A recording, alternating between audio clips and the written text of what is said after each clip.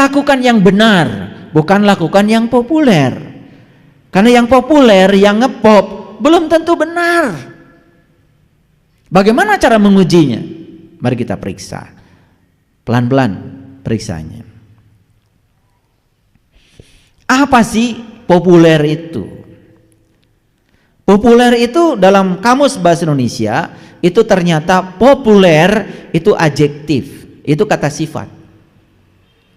Saya menemukan ada 4 yang penting dalam kamus. Jadi populer itu artinya yang pertama dikenal dan disukai orang banyak. Dikenal dan disukai orang banyak. Itu namanya populer. Sekarang kalau saya tanya, Bapak Ibu, Bapak tanya, suka berwudu? Suka. Tanya kebanyakan orang coba, apa sih wudu itu? Jawabannya sama, seragam. Pasti bersuci, bukan? Pasti bersuci, bukan? Lah kenapa Anda mengatakan wudu bersuci? Karena banyak orang ambil air, kemudian dibasuhkan ke muka, basuhkan ke tangan, basuhkan ke kaki, lalu setelah itu mengatakan kita sudah suci, kan begitu? Ada yang salah nggak di sana? Nggak salah, tetapi itu kebanyakan. Kalau orang yang sadar dia akan tanya, apa betul setelah dibegitukan tadi itu badan saya suci? Air kencing masih di dalam. Berak pun nggak keluar semua, masih di dalam. Lucunya lagi, celana kolor kita ketetesan air kencing 1 tetes dibuka, taruh di dalam masjid. Kita lupa bahwa sebetulnya yang ada di kantong kemih kita ribuan tetes. Harusnya kalau kolor kita yang ketetesan 1 tetes dibuka dan ditaruh di pinggir masjid, harusnya kantung kemih pun minta dibuka dulu sama dokter, taruh dulu di rumah sakit biar tubuhmu suci. Saya ngomong pakai bahasa awam nih, bahasa umum supaya kita waras. Apa saya tidak pernah melakukan wudhu kayak gitu? Ya wudhu sama. Kalau enggak wajah saya udah kayak apa? Saya perlu air. Tetapi itu wudhu tingkatannya tingkatan permulaan. Karena wudhu bahasa Arabnya adalah wudhu wal doa wau doain. Wudhu itu artinya adalah berpisah. Jadi setelah saya pelajari secara etimologi wudhu artinya berpisah, saya mulai bertanya pada diri saya, apa saya sudah berpisah dengan kotoran saya? Apa sudah berpisah dengan yang selain Tuhan? Karena kalau wudhu itu berpisah, berarti sholat itu artinya menyatu. Bagaimana kita bisa menyatu dengan Tuhan kalau kita masih menyatu dengan yang selain Tuhan? Makanya Nabi Ibrahim mengatakan, wa ma ana minal musyrikin. Bebaskan dulu kamu dari yang selain Tuhan, baru kamu akan menyatu pada Tuhan. Wudhu yang kayak gitu belum pernah kita cari. Kita lebih puas wudhu yang kayak gitu. Bahkan tata caranya pun ngikutin kebanyakan orang, bukan? Betul nggak? Seperti itu tata cara yang diajarkan oleh Rasulullah. Apa betul kita membaca teks langsung yang diajarkan Rasulullah? Atau kita mengikuti kebanyakan orang mengajarkan seperti itu? Itu populer. Saya menawarkan, mau nggak saya ajarkan wudhu yang betul-betul memisahkan dirimu dengan selain Tuhan, dan kamu bisa manunggal bersama Tuhan. Jarang yang mau. Makanya kalau wudhu cuma sekedar begitu, apa kita akan sukses sholat? Enggak. Ketika kamu sholat tetap aja pikiranmu mikirin urusan kamu sendiri, mikirin cicilan, gunting hilang. Dan lucunya habis sholat kita mengatakan sudah menyembah Tuhan, untung aja Tuhan diam. Coba kalau Tuhan itu rewel, ketika bilang tadi kamu sholat, iya. Menyembah siapa? Menyembah Tuhan. Kata Tuhan, dari mulai Allahu Akbar sampai Assalamualaikum yang kamu sembah ya pikiranmu sendiri. Kamu sibuk saja dengan pikiranmu sendiri. Aku tidak merasa disembah oleh kamu sedetik pun. Aqimeh sholat tadi, zikri tidak tercapai. Bagaimana bisa mengingat Tuhan kalau kita nggak tahu yang diingat? Bukannya Nabi Muhammad juga untuk bisa sholat mi'raj dulu, jumpa dulu dong dengan yang mau disolatin, baru sholat. Nyembahnya jadi lurus. Maka di Quran dikatakan fa'aqim wajhaka lidini hanifa, luruskan wajahmu kepada yang kamu sembah. Betul begitu? Boro-boro lurus, ulak belok. Tapi kalau sudah salam, lihat orang gak sholat mulai mengkritiki orang. Bukan mikirin sholat saya dampaknya apa, bukan mikirin sholat saya sudah sholat belum, terus saja menyerang pihak lain. Itu namanya populer. Nah, kita jelaskan dulu nih bahasa kamus populer. Kalau berbicara tentang haji secara populer, pasti mikirnya pergi ke tanah suci. Dan kita menganggap tanah yang di sana suci. Yang bilang suci kan kita juga.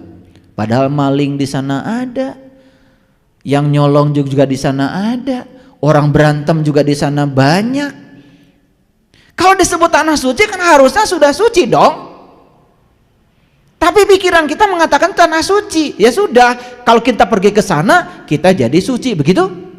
Jadi seakan-akan suci cuma di sana, di sini nggak ada suci gitu. Sama seperti masjid, ada batas suci. Sucinya cuma di masjid aja, keluar dari masjid udah ngomong kotor juga nggak apa-apa. Karena batas sucinya kan cuma sampai di halaman. Maka di masjid ini nggak boleh ada tulisan batas suci. Pernah ada masyarakat datang ke sini, Pak mau nempel batas suci? Nggak ada. Di sini batas suci tidak ada. Suci di masjid dan di luar masjid. Nggak boleh dibatasi. Padahal Allah bilang dalam Al-Quran, walillahi 'alan nas hijjul bait, wajib setiap manusia berkunjung ke rumah Tuhan. Nah, Tuhan bilang juga dalam hadis qudsi, langit dan bumi tidak akan cukup menampung zatku, tapi kolbunya orang yang beriman itulah rumahku. Jadi yang namanya Baitullah versinya Quran, versinya Allah itu kolbu. Nah, ketika diajak untuk berkelana ke dalam kolbu, banyak yang nggak mau walaupun gratis. Tapi ke sana nunggu 12 tahun bayarnya mahal juga rela menanti. Saya tidak menyalahkan sana, bagus. Itu diajarkan pada leluhur kita. Tapi ke sana cuma melihat simbol-simbol, tidak mengerti kenapa tawaf 7 putaran, kenapa mulainya dari Hajar Aswad, kenapa lewat Multajam, kenapa lewat pintu Ka'bah, kenapa lewat Makom Ibrahim, kenapa lewat Hijir Ismail, kenapa lewat Rukun Yamani, kenapa geometrinya lingkaran padahal Ka'bahnya juga kotak. Gak ngerti, ya sudah jadi robot kita. Nah, kalau ngikutin kebanyakan orang namanya populer gitu. Saya ingin beda.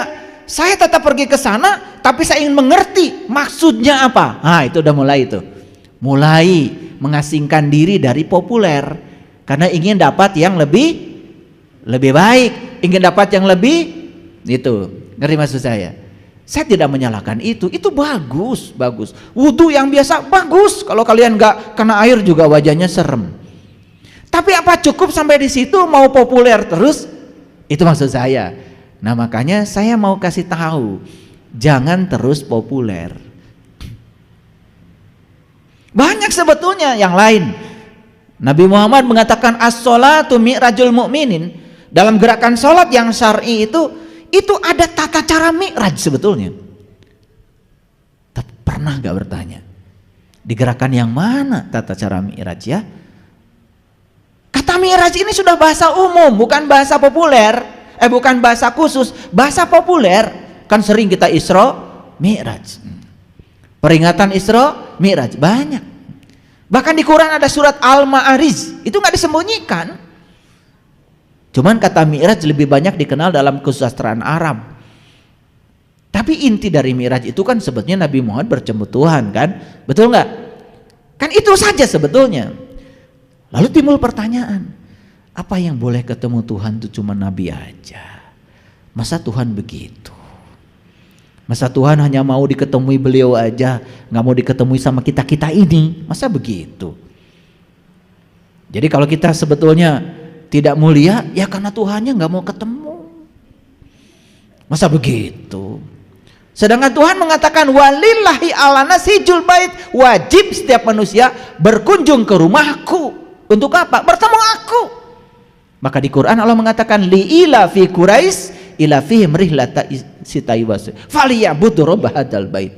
Sembah yang punya rumah, jangan sembah rumahnya. Berarti kalau Tuhan bilang sembah yang punya rumah, jangan sembah rumahnya, berarti Tuhan mengajak kita untuk berkunjung ke rumahnya agar kita bisa berjumpa dengan Dia.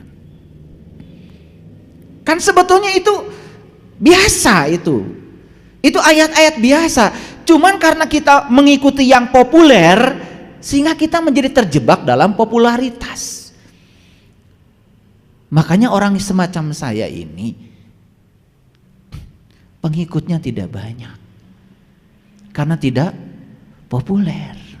Ketika saya menyampaikan kebenaran, ya memang berat, kebenaran itu pahit, tapi saya berani kan ini kebenaran. Cuman saya jadi tidak populer, jarang yang ngundang sama saya itu. Kalau yang populer kan undangannya juga mahal, betul nggak? Kayak saya ini yang ngundang aja udah jarang, takut ngundang saya. Makanya saya jadi tidak populer. Ya silahkan saja mau populer atau mau benar gitu aja. Ini masih populernya dulu, kita bahas dulu supaya ngerti ya. Nah, dikenal dan disukai banyak orang. Orang mudik, orang macet, orang saling pelotot di jalan, melotot.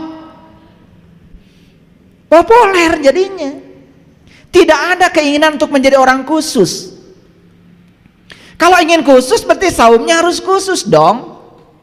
Ramadannya juga harus khusus. Benar-benar tuh yang namanya setan itu dibelenggu Ramadan.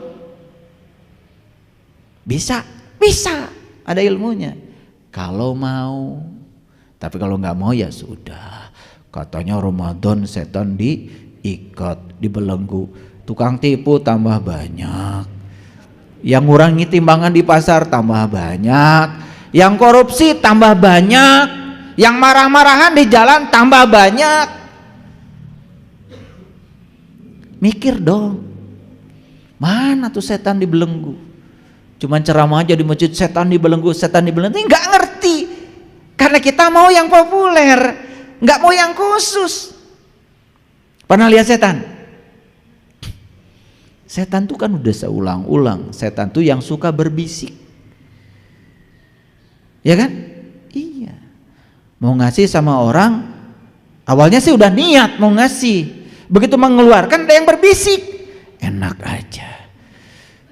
Cari duit tuh zaman gini susah. Orangnya kan jag-jag, masa dikasih? Cari pembenaran untuk tidak berbuat. Yang berbisik tuh namanya setan. Ketemu sekarang setan? Ketemu sekarang, ya itu yang berbisik.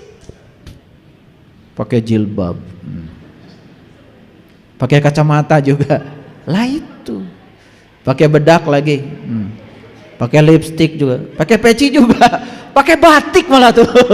Ketemu kan sekarang, nah itu. Cuman kita belajar setan tuh seakan-akan suatu entitas di luar diri kita, padahal setan itu diri kita. Jadi definisi setan menurut leluhur kita mah nyata. Ya, bukan ilusi, nyata. Jadi yang pertama, diketahui dan disukai orang banyak, itu populer. Yang kedua, disukai dan dikagumi orang banyak, populer tuh namanya. Ya. Yang ketiga, sesuai dengan kebutuhan. Tuhannya saya cetak gede. Sesuai dengan kebutuhan masyarakat pada umumnya. Tahu Tuhan? Tuhan belum tentu Allah. Saya kalau ngetik itu jangan bilang saya salah ketik, hati-hati. Ini lihat, sesuai dengan kebutuhan masyarakat pada umumnya. Tahu Tuhan? Tuhan itu apa saja yang kamu pertuhankan, itu Tuhan. Uang bisa menjadi Tuhan. Pasangan hidup bisa menjadi Tuhan, jabatan bisa menjadi Tuhan, terserah kamu dipertuhankan apa tidak. Allah juga bisa menjadi Tuhan kalau dipertuhankan, tapi kan kebanyakan yang dipertuhankan yang selainnya Allah, betul nggak? Nah makanya sesuai dengan kebutuhan orang banyak, karena orang banyak itu kan menuhankannya apa saja yang mau dipertuhankan. Ada nggak orang menuhankan duit? Ya udah, itu populer. Paham? Kan sekarang ini kalau melihat orang, wah bahagia ya, rumahnya mentereng, mobilnya keren, betul nggak? Kasurnya king coil, betul? Tasnya LV, Hermes, macam-macam, minyak wanginya juga dari Eropa. Kan kita sebut orang itu bahagia, betul? Itu populer. Padahal begitu kita selidik ke dalamnya belum tentu. Baru senang. Kalau senang itu mendapat. Kalau bahagia belum tentu. Senang dan bahagia itu beda. Kalau senang itu mendapat, kalau bahagia itu justru melepas. Justru orang bahagia itu bukan mendapat, melepaskan sesuatu, itu bahagia. Ada orang lain butuh bantuan, kemudian kita tolong. Nah, dia bahagia, kita yang menolong bahagia. Itu namanya bahagia itu begitu, melepas, bukan mendapat. Makanya saya tanya kemarin peserta piknik ya, rekreasi di Jogja. Tadi kamu sudah makan? Sudah. Gimana makannya? Enak apa nikmat? Nah, ini aja udah mulai pusing ya. Makan itu enak. Naik mobil yang nyaman enak. Naik pesawat enak.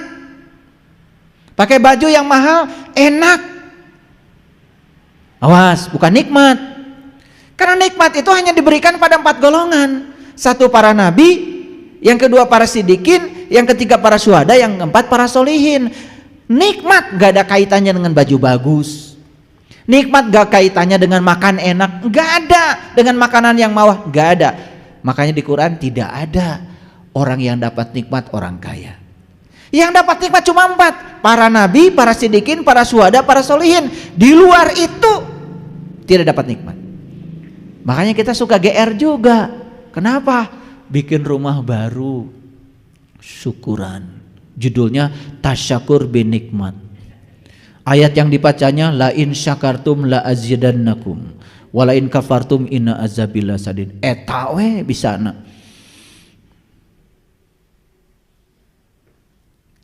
Di Quran itu tidak ada cerita enak. Di Quran cuma ada cerita nikmat. Dan nikmat terbesar cuma 1. Saat kita sudah kenal siapa jati diri kita, siapa Tuhan kita. Menyatu dengan Tuhan baru namanya nikmat. Yang dapat nikmat cuma 4, para nabi, para siddiqin, para syuhada, para solihin. Konglomerat gak masuk. Yang rumah mewah gak ada di 4 golongan itu. Gak ada. Yang punya rumah baru gak ada. Makanya nanti kalau kalian syukuran rumah baru undang saya. Biar bisa bedakan mana senang, mana bahagia, mana enak, mana nikmat. Itu aja masih pusing di kepala kita. Betul? Wah, kita ini sudah dapat nikmat yang banyak dari Allah. Apa saja? Baju baru. Ya, mobil baru. Itu bukan dapat nikmat, dapat enak. Udah biar pusing. Kan ngaji dengan saya supaya pusing. Ya, kalau udah pusing berarti nanti akan mencari supaya nggak pusing. Jadi sekarang saya tidak tuntaskan penjelasannya supaya pusing aja. Jadi beda ya, enak beda dengan nikmat, senang beda dengan bahagia. Yang kalian cari apa? Senang atau bahagia? Bahagia kan? Makanya salah alamat. Yang kamu cari bahagia, yang diudag-udag senang. Akibatnya salah alamat. Jadi gak dapat tuh bahagia karena kita tidak bisa membedakan bahagia dan senang.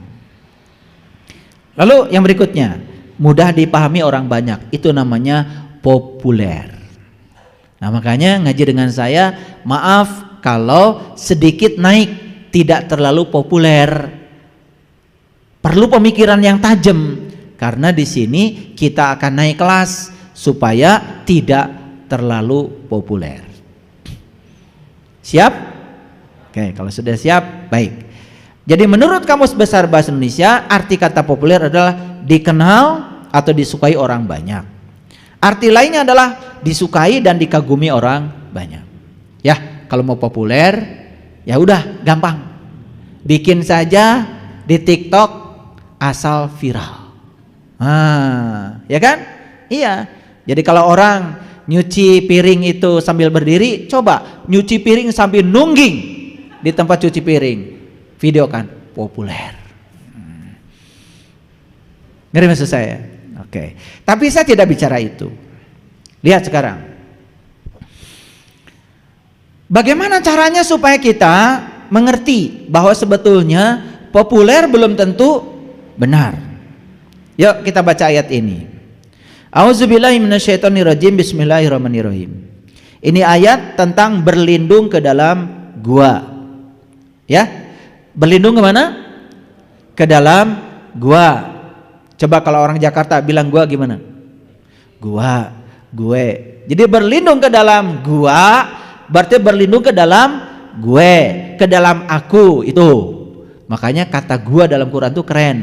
Bukan gua seperti gua Gati Jajar, gua Pawon, bukan gua itu mah poek. Bararau. Tapi berlindung ke dalam gua artinya meniti ke dalam diri. Yuk kita baca ayatnya. Ingatlah tatkala para pemuda itu mencari tempat berlindung ke dalam gua. Jadi para pemuda nih cari tempat berlindungnya kemana? Ke dalam gua. Kok pemuda? Di Quran itu hati-hati. Kalau ada kata laki-laki, itu pasti urusan rohani. Kalau di Quran ada kata-kata wanita, pasti urusan jasmani. Kalau di Quran ada kata-kata langit, itu pasti rohani. Kalau di Quran kata-kata bumi itu pasti jasmani. Silahkan. Saya sudah ribuan kali baca Quran dan saya klasifikasi. Ternyata begitu. Hebat itu Quran itu. Makanya pemuda laki-laki atau perempuan? Laki. Berarti para pemuda ini bukan orang sembarangan sebetulnya. Siapa saja manusia yang mau meningkatkan kualitas ruhaninya, maka syarat pertama harus berlindung ke dalam gua. Oke, sampai sini ngerti? Nih gua. Jadi tidak ada tempat berlindung di luar diri kecuali di dalam diri. Gua. Contoh. Sakit hati buatan siapa sih? Kan sakit hati bukan buatan orang, buatan kita. Karena kita ingin orang seperti yang kita mau. Ketika orang melakukan tidak seperti yang kita mau, sakit hati. Jadi sakit hati itu jelas buatan kita. Balikan ke dalam diri, berlindung ke dalam gua. Gimana caranya? Mulai sekarang saya akan terima orang lain apa adanya. Saya tidak mau mendikte lagi orang lain sebagaimana pikiran saya. Karena kalau orang lain tidak seperti yang saya mau, saya jadi sakit hati. Jadi sakit hati bukan nasihatin orang. Kamu jangan begitu ya. Gak usah, itu bukan urusan kita. Orang bisa melakukan apa saja sesuai dengan maunya dia. Tetapi kita nasihati diri kita. Mulai sekarang saya tidak mau lagi menginginkan orang lain seperti yang saya mau. Saya bebaskan pikiran saya dari keinginan pada orang. Apapun yang orang lakukan pada saya akan terima. Bebaskan keinginan. Bakal sakit hati gak? Tidak, itu namanya berlindung ke dalam gue. Semua kalau dikembalikan ke gua, selesai. Semua menjadi ribut karena semua digunakan untuk menyerang orang. Karena kita ingin orang lain seperti yang kita mau. Contohlah, cekcok urusan rumah tangga, kan sederhana. Karena masing-masing pasangan ingin pasangannya seperti yang dia mau. Itu aja sebetulnya. Betul nggak? Silakan buktikan sendiri kan. Kalau urusan gini kan kalian udah pakarnya. Buktikan sendiri. Saya cuma ngasih rambu-rambu aja. Cekcok dalam urusan rumah tangga karena kita menginginkan pasangan kita seperti yang kita mau. Coba. Makanya diam itu emas. Makanya kalau laki-laki dimintai emas, pada diam. Ya kan? Karena diam itu emas.